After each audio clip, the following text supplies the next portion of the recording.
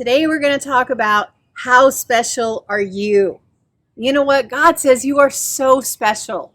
So special. Let's look at that. We're in Mount Sinai, Exodus 19, and God says, if you will obey me and keep my commandments, you will be my own special treasure from among all the people of the earth. And that word there for treasure is actually segula.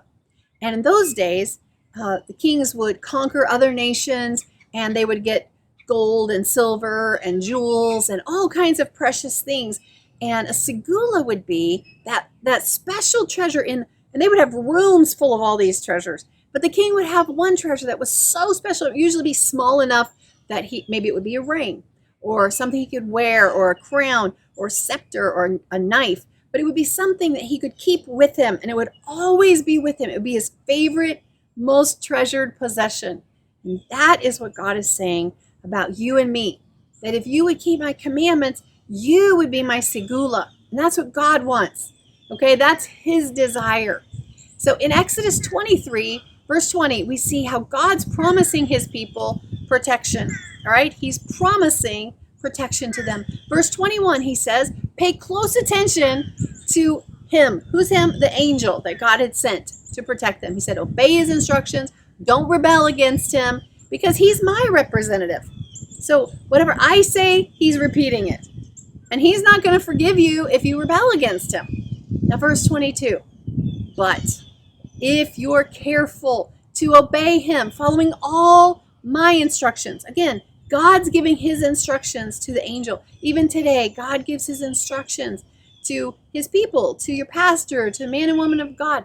And it's our job to hear God's voice. God wants to speak directly to you and to me. All right? And if we listen, then he says, then I will be an enemy to your enemies, and I will oppose those who oppose you. What a wonderful promise. God's saying, I got your back. Well, sister, that's all Old Testament. Yes, it is. But you know what? We have a better covenant in the New Testament. So if that's God's Old Testament promise, how much better is his New Testament promise? Well, I'll tell you. Romans 8, he is still the same God. He is the same yesterday, today, and forever. And you know what he says? He says, if I am for you, who can be against you? Nobody. It doesn't matter who's against you. God is for you. Nobody else has a chance, right? And even if you keep going, the end of that chapter, it says nothing can separate us from the love of God.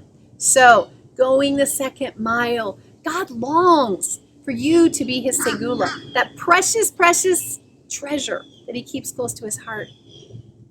All of that is in our hands.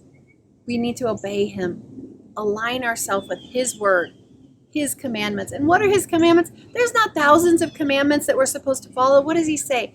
Love the Lord your God with all your heart, with all your soul, with all your mind, and love your neighbor as yourself. It's not hard. Live a life of love. Honor God, honor others. God wants to honor you.